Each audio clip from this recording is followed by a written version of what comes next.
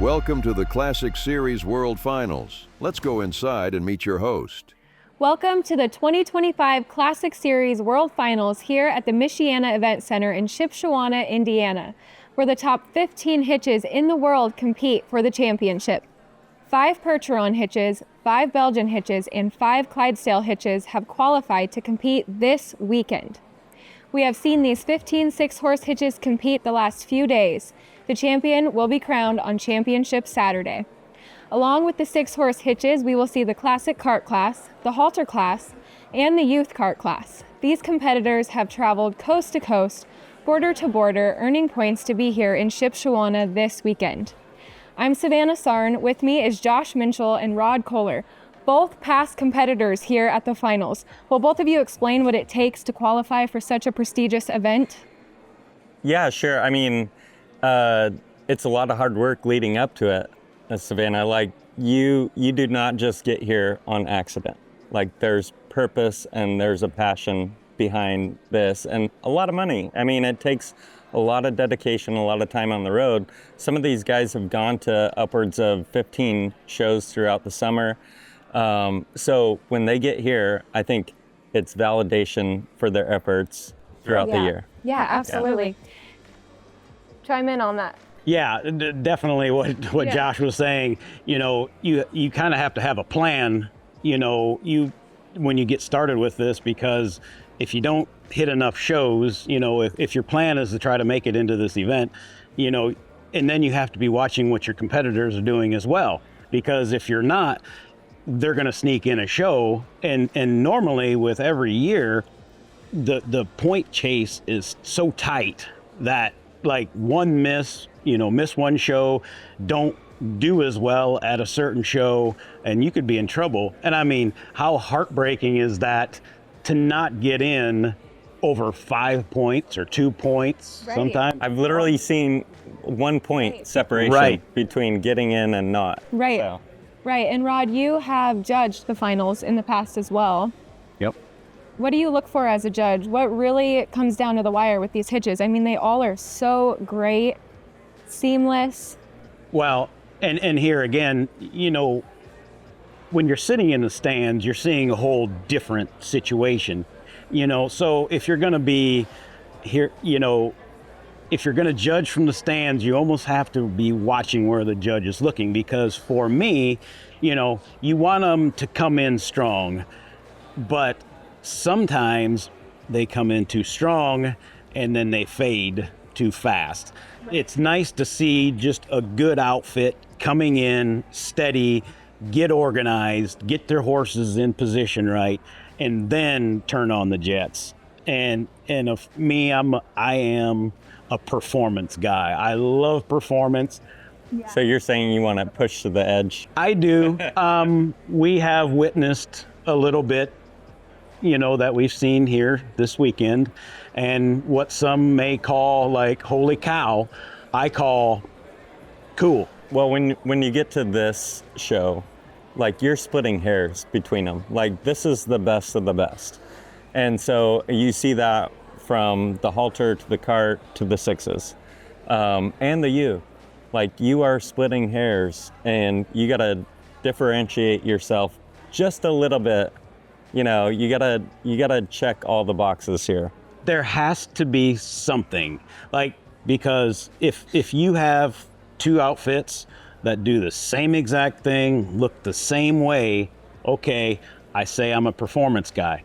But when you have 2 that are in that same thing, then you start to weigh a little heavier on conformation and harness and wagon and attire and a cleanliness, shoeing, you name it.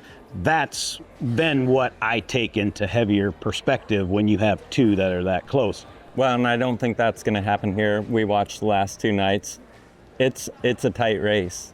Like, it could come down to how well your horses are shod to differentiate between first and second or third and fourth, or like this little blemish on the horse, or they don't have it. Because everybody had a pretty good rail drive the last couple of days. real Yeah, good. absolutely. Yeah, real good. When it comes down to the breeds, Percherons, Belgians, and Clydesdales, do you look for something specific in each breed? I know you've driven plenty with all of them, you as well. Do they drive the same? Do they drive different? What is the performance like? They do drive different, but a horse has to have heart, just like a human, just like an athlete. Like, regardless of what breed it is, like if those are the horses that you're finding, if you are going after true performance horses, it shouldn't matter what the breed is. Now, that's not saying that it's not complicated to find those, Right. I mean, yeah, if somebody hired me to have, show a certain breed, that's a job. You have to find those. And how many, Josh, as you know, how many horses do you go through to find that one? It's no different than sports. I mean, how many guys that, it takes very special people, it takes very special horses to reach this spot. Yeah. Yeah, I mean, you're literally looking for the Michael Jordans of the industry. And yeah, I think the breeds do matter, and that's why it takes the membership gets to vote on the judge, and they've got to be a qualified judge because they're not comparing apples to apples, so to speak, every day, like throughout the class. Like, you got to look at the specific breed characteristics, and like with the Clydesdales, the hair on, like the feather on their legs kind of matter. Like, if you have no feather and you've got a nice Clydesdale outfit, it's going to hurt you a little bit.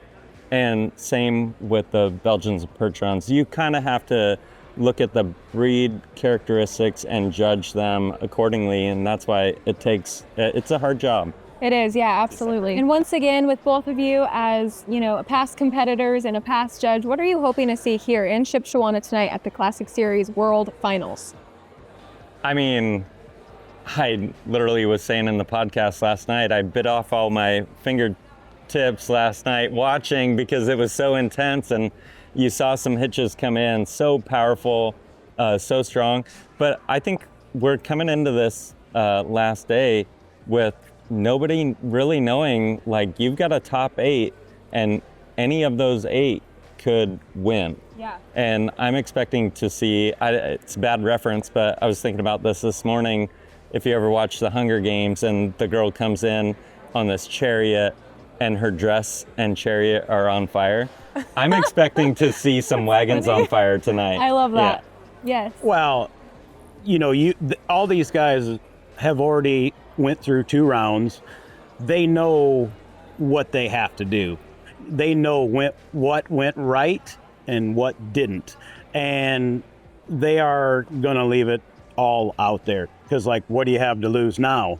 I mean, your top guys are going to try to just keep it together, or the guys that feel that they are, because up to this point, we don't know. Like, the judging has been a little less traditional than what we're used to. The first night had 2 reworks, possibly intertwined them. It wasn't a top rework or a bottom rework.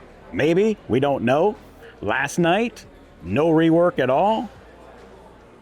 We don't know. Nobody knows. So as far as these drivers, the ones that haven't been in the rework, they're gonna go crazy. They're gonna go wild because it's like, what do you have to lose now? Exactly. I mean, if we're only gonna be as good as 7th, let's shoot for 6th, or whatever, and then your top guys, they're gonna have to keep their stuff together. Right. Or the ones that assume they're on top. Yeah, I wouldn't be surprised to see the scorecard and see somebody that was 7th on Thursday, be 2nd or win today. Oh, absolutely. So they're going to lay it all out on the table today, and it's going to be fun to watch. Earlier, we got to talk to Mark down in the arena and kind of get his insight on the difficulty it is to drive in a smaller arena. Every year we talk about the challenges of the Mech Arena. It's a little bit smaller, and you got to be a good driver to make it in this ring. It's a great ring for the karts. It's a smaller ring. You can push your horse all the time. You can get him in the corners nice, have nice straight passes, and you can push your horse the whole class long. In the youth cart, it gets a little bit tricky as we judge the youth as they drive their horse into this corner over here. But if you get them in just a little bit too deep, they're going to have to turn them back out a little bit. So it does get a little bit tricky because the corners are different. They're not like this. This one's a little bit more rounded in this corner. Down in the opposite corner, it's a little bit more square. So it is a little bit of a trickier ring to drive in for the youth. Now for the 6s, it's really tricky. You won't stand a chance to get a really good pass in front of that judge unless you drive your wheel pair right here in this corner. If you can get your wheel pair in this corner and get your lead team out of the corner, you'll get a nice straight shot right down the straightaway in front of the judge. Don't go anywhere. When we come back, we'll get to meet some of the competitors in this week's competition. Dutch Country Organics is proud to bring you eggs straight from the heart of hard-working local farms. A unique partnership between Midwestern egg farmers and a trusted dairy distributor, we believe in doing things the right way, naturally.